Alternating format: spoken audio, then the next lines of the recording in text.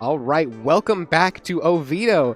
We are here with round 4 of our VGC challenge, and we have a returning guest. We have Ryan Gordon and his Calyrex Ice Rider back for round 4. It seems that after his dominating performance in round 2, he has kept up the momentum and is now back in round 4. Versing him, we have Albert Larson, and it's a very interesting when you take a look at these two teams shortly here in a bit, because it seems very similar to what we ran into earlier in round 2, also with Ryan, when it was both a Calyrex teams. We had both the Shadow Rider and the Ice Rider. As much as Ryan didn't bring his Ice Rider today, it's very interesting that we're going to be seeing him again and see what he can do into a similar composition, if it's going to be more of the same or if we're going to really be able to mix things up.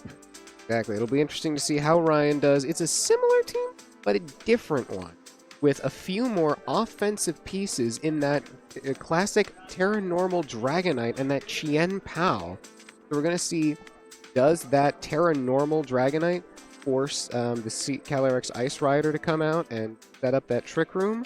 Or will he continue to keep that Calyrex in the back because the extreme speed is faster than it even under Trick Room? Exactly. I mean, I'm very interested to see how Albert can adjust in this battle.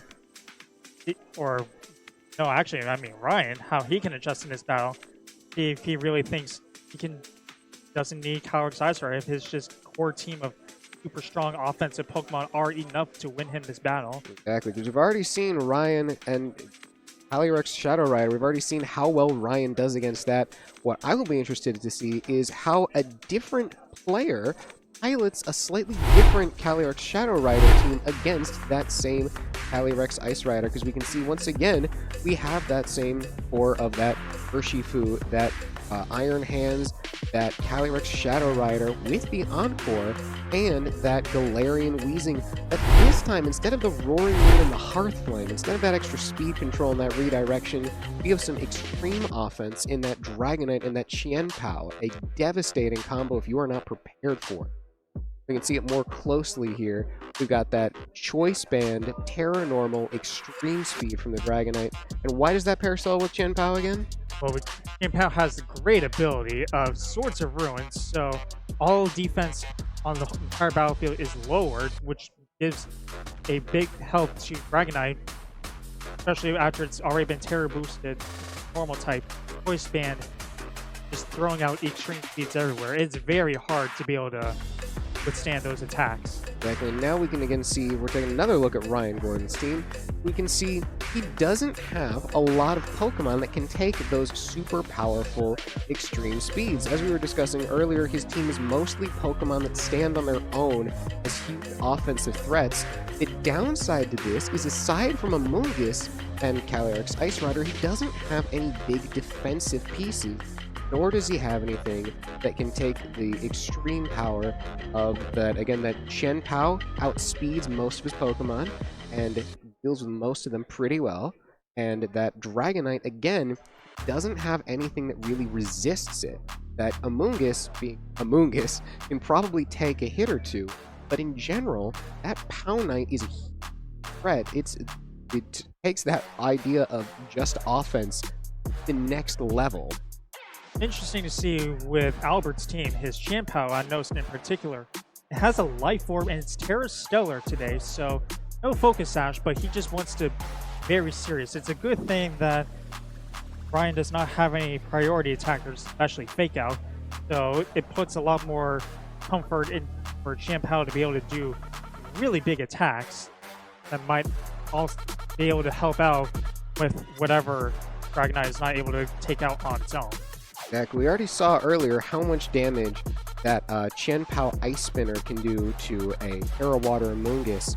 Well, now, this Amoonguss is Terra Fairy. It cannot resist that, but we are going to go ahead and jump right into Game 1. We have, on Albert's side, is leading with that Urshifu and that Calyrex Shadow Rider, which is a little bit different. If you remember our previous round, the lead was actually the Calyrex Shadow Rider and that The Iron Hands. The Iron Hands, exactly. But now on the enemy side, we once again are seeing that Roaring Moon and that Urshifu, that same devastating combo that was consistently able to threaten and dismantle that Calyrex Shadow Rider with those knockoffs and those Terra Water Surging Strikes. Right now, it seems like it's something different for today, or for this round at least, that Albert wants to be a little more protective of his Calyrex Shadow Rider. Sees the writing on the wall that there is a Roaring Moon right in front of him, and the Urshifu Rapid Strike does not have a lot of options to keep it around, so he's going to send it, switch it out, go to his own Iron Hands to keep it safe for later. So again, we can see that a very similar Pokemon to our last Shadow Rider player, but a very different play. Instead of just going for the instant Astral Barrage, you can see a much more defensive play, switching to that Iron Hands. Ryan is going for a very similar play. He knows what works. He's been here, he's done this dance. He is terastallizing his Pokemon. Albert is also going for the Terra Water Urshifu. You're going to see 2 Terra Water Urshifus here on the field. It is a great Pokemon, which is why so many people use it, and that Terra Water turns that Surging Strikes into a devastating weapon. It's going to be a little tricky because with Ryan's Urshifu Rapid Strike, it has the Mystic Water and Terra Water boost, so it's going to be doing some major damage into this Iron Hand. I don't think it's going to be enough to knock it out, but it's going to do a lot of damage. It's going to do a lot of damage. But even now, then, what will Albert's Urshifu? It looks like it is going to go for the close combat. It is just going to take out that Roaring Moon. It removed its fighting typing. It did not Terra Water for the Surging Strikes boost. It Terra Water to remove its vulnerability to acrobatics, allowing it to close combat that Roaring Moon and get it off the field for good. Honestly, it's a good adaptation right there based on what was previous rounds. With Roaring Moon out of the picture, it makes it a way safer opening for Calyrex Shadow Rider to come in later after Tailwind is expired, be the fastest thing on the field and do major damage. Exactly. The question is, will Albert's team be able to hold on until that Tailwind goes down? Because we already know that that's Terra Water, Mystic Water Surging Strikes, usually enough to get rid of those Focus Sash Calyrex Shadow Rider. We already know it's going to get rid of that Iron Hands for sure, because it does more than half.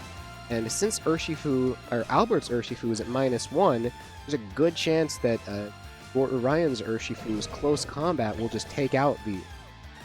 It was for the fake out into... Horn Leech?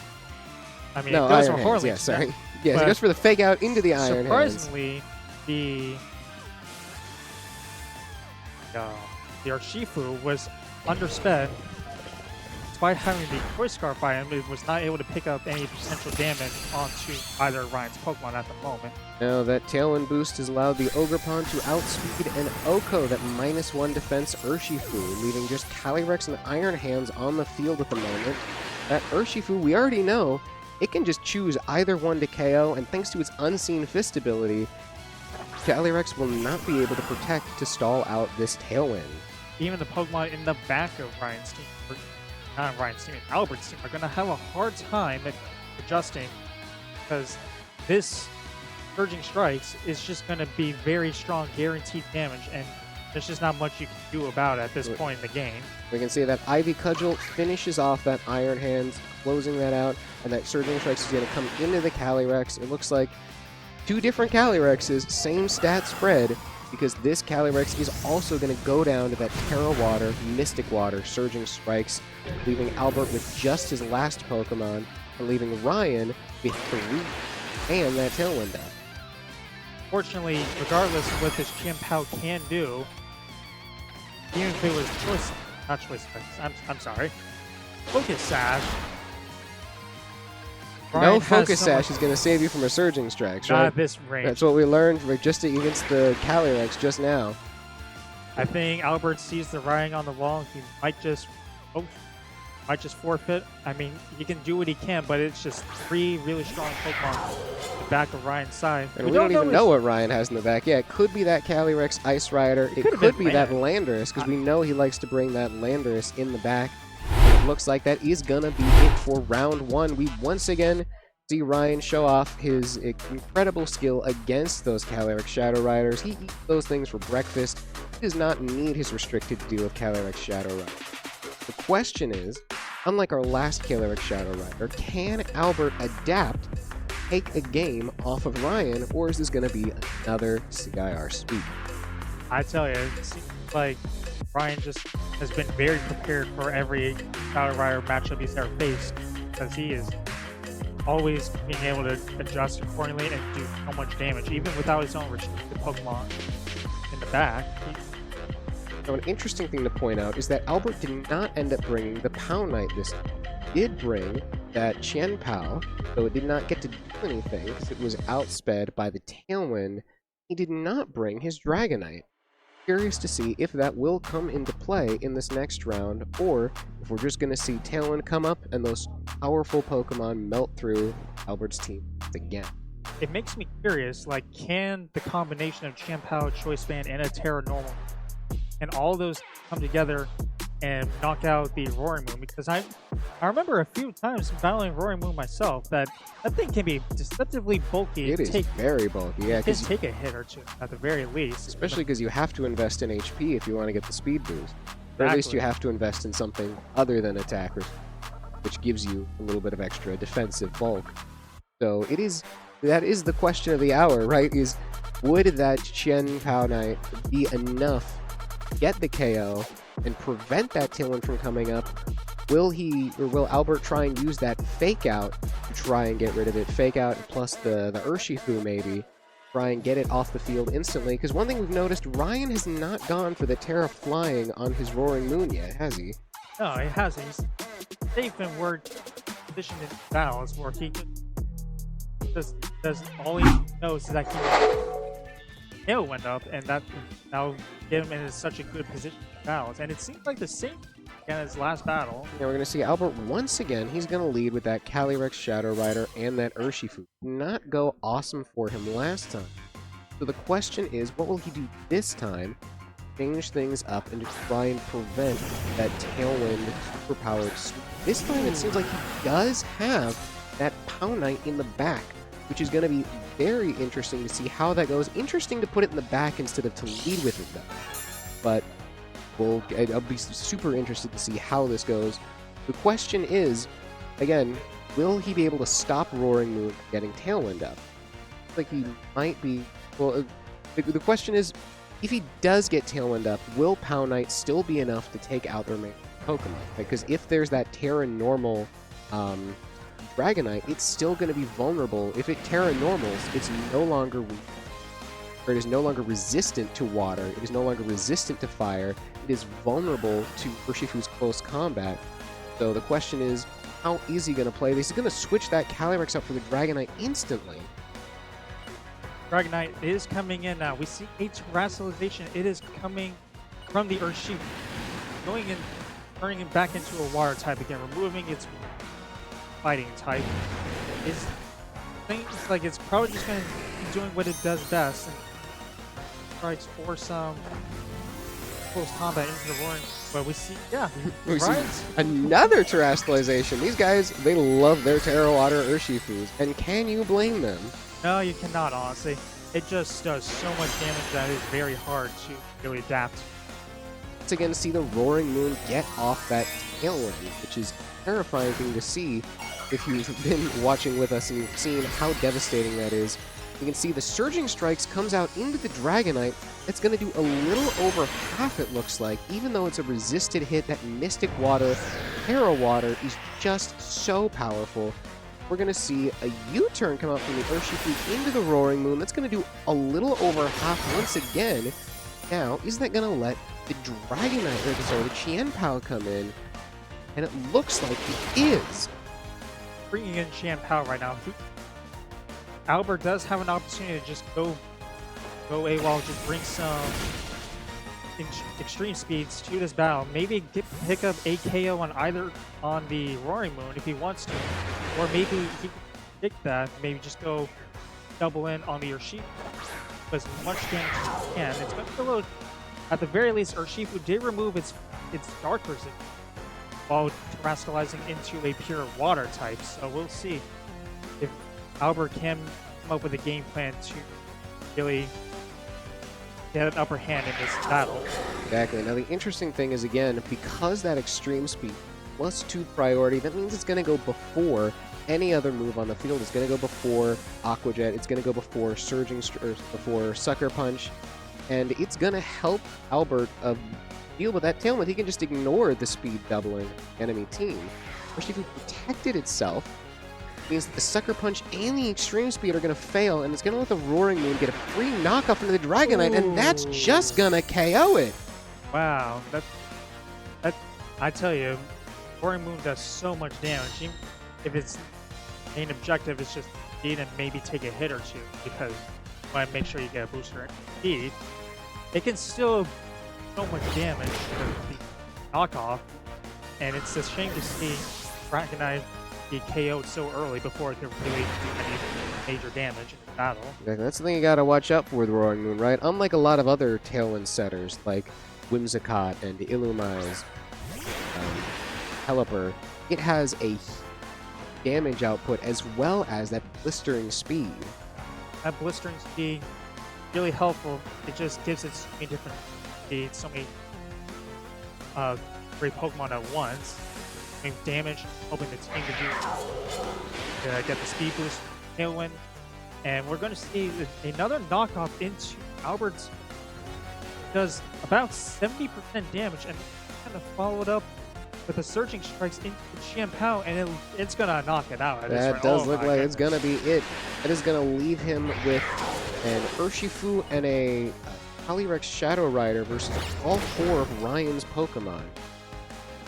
Calyrex is going to come in. We'll see how much damage Albert's Urshifu can do. And he's just going to go for the close combat. And it's not going to be enough to get rid of the Urshifu, which is very not good for Albert, because that means that his Calyrex Shadow Rider can't protect against the incoming Surging Strikes if that's what Ryan decides to go for.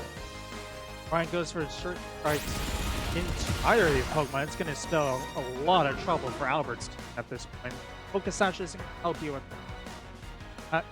When Urshifu so much consecutive damage in just one turn with. Exactly. There's no way to protect yourself. It's the dangers of Unseen Fist.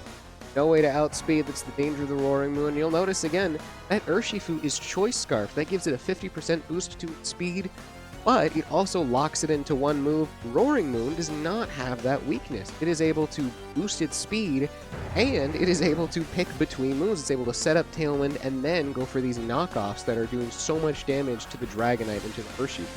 Interesting enough, in this one battle, now I think about it, that Ryan has not switched to any of his Pokemon, been going through it with just his Roaring Moon and his own.